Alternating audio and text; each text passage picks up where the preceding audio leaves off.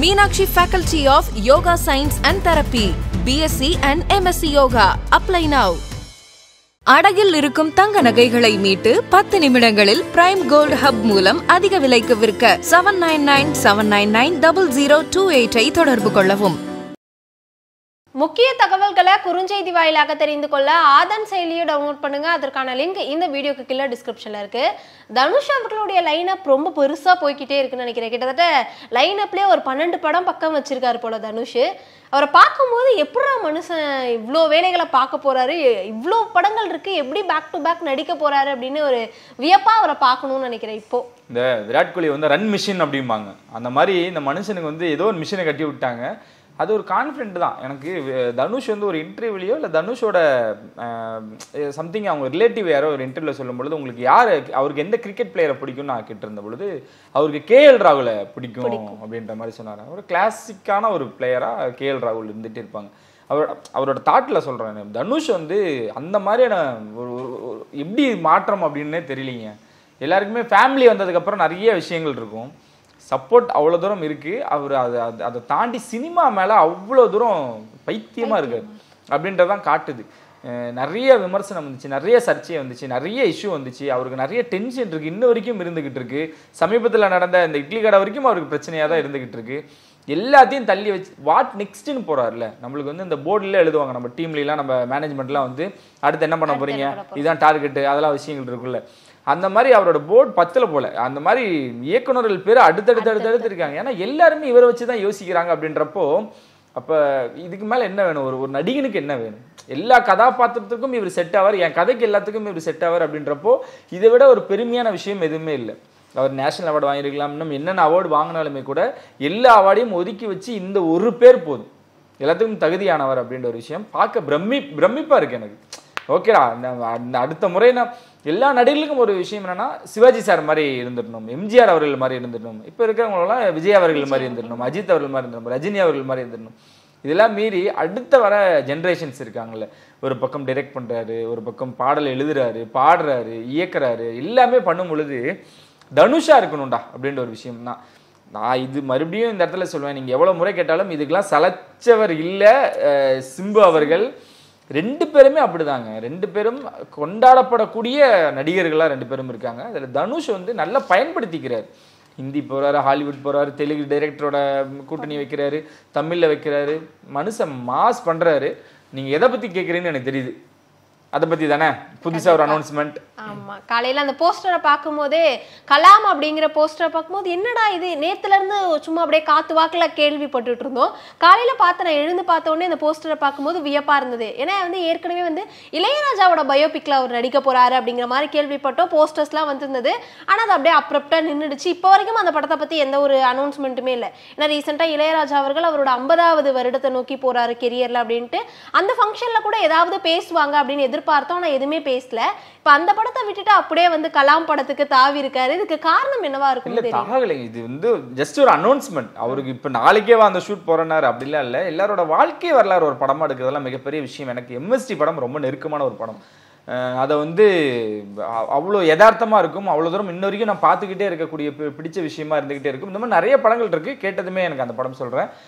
அதுக்கு ஒருத்தரோட வாழ்க்கை வரலாறை வந்து யாரை வச்சு போகலாம் அப்படின்னா, நீங்கள் நினச்சி பாருங்கள், இளையராஜா அவர்கள் எவ்வளோ பெரிய ஜாம்பான், அதை தனுஷால தான் கொடுக்க முடியும். நாட் ஓன்லி அப்பீரியன்ஸ், அவரோட ஆக்டிங்காலையும் சொல்கிறேன், ஒவ்வொரு விஷயங்களாலையும் சொல்கிறேன், ஒரு மியூசிக் மேலே அவர் வச்சிருக்க பற்று எல்லாமே தனுஷ் அவர்கள் தான் அப்படின்ற ஒரு விஷயம் தான். தனுஷும் வந்து இளையராஜா குடும்பத்தோட நெருக்கமான ஒரு குடும்பமும் சரி, தனுஷும் சரி இருக்கக்கூடியவர் தான்.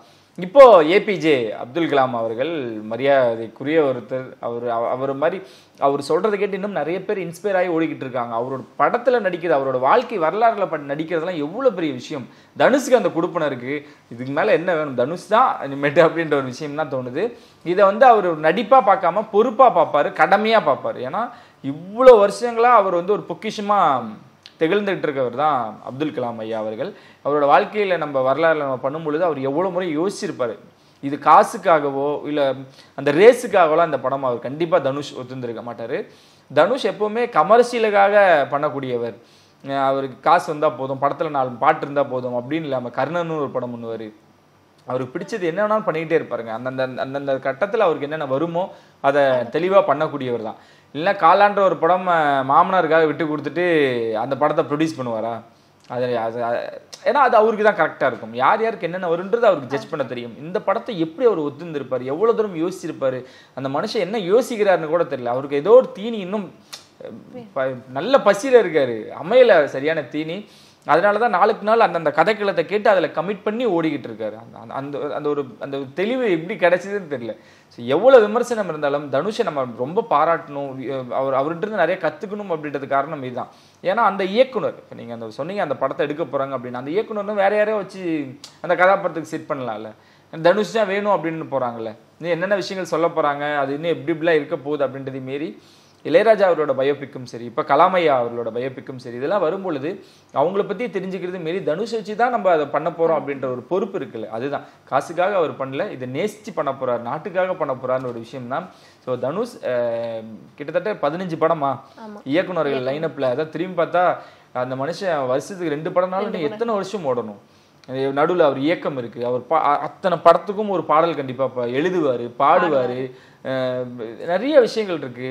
இதெல்லாம் பார்த்தா ஹாலிவுட்லேருந்து வேற எல்லாரும் படையெடுத்து வந்துகிட்டு இருக்காங்க. அதனால அந்த ரன் மிஷின் மாதிரி வந்து ஆக்டிங் மிஷினாக மாறிட்டு இருக்க தனுஷுக்கு நம்ம அவர் பார்த்து நிறைய விஷயங்கள் லேர்ன் பண்ணிக்கணும். ஆனால் இந்த படத்தை கண்டிப்பாக காசுக்காக பண்ண மாட்டார், பொறுப்பெடுத்து ரொம்ப கவனத்தோட பண்ணக்கூடிய படமா இது அமையும்னு நம்ம எடுத்துக்கலாம் நினைக்கிறேன். தனுஷ் அவர்களுடைய அடுத்தடுத்த லைனப்பை பார்த்த பிறகு நிறைய பேர் இப்போ ஒரு விமர்சனத்தை முன்னெடுத்து வைக்கிறாங்க.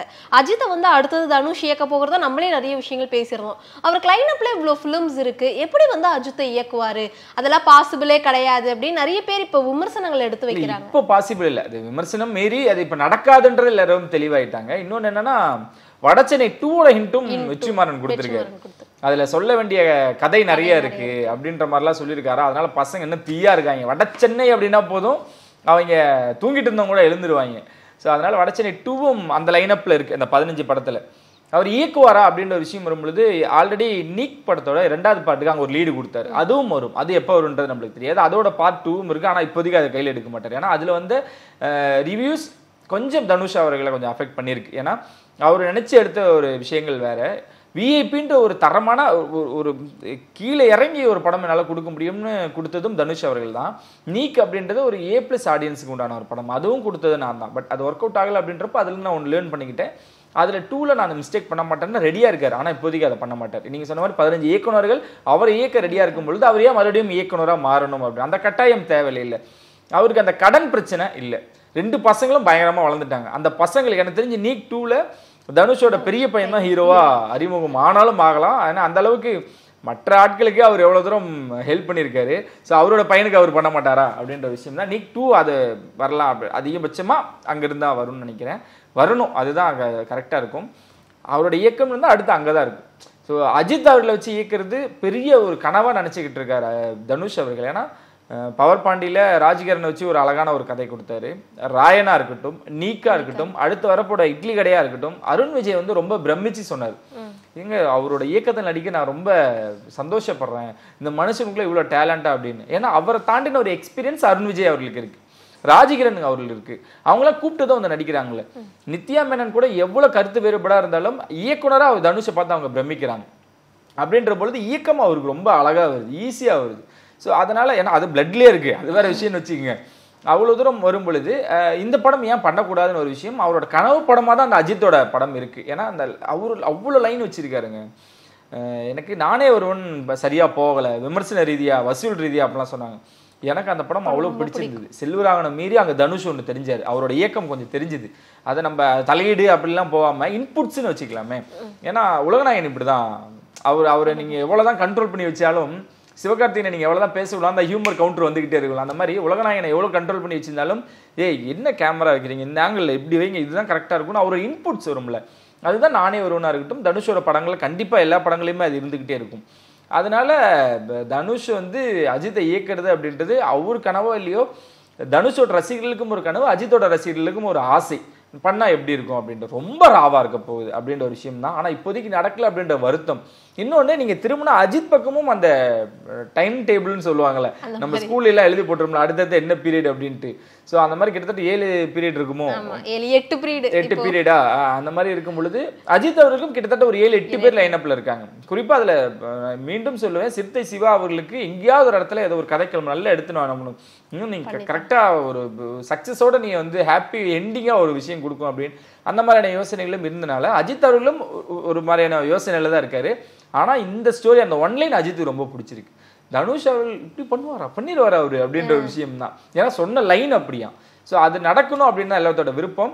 இப்போ நடக்கலையே அப்படின்ற ஒரு வருத்தத்தோட, ஆனால் கண்டிப்பாக நடக்கும், எதிர்பார்க்கலாம்.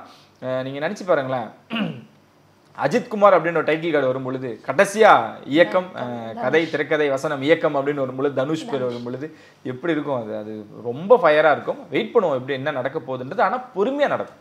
Meenakshi Faculty of Yoga Science and Therapy, BSc and MSc Yoga. Apply now.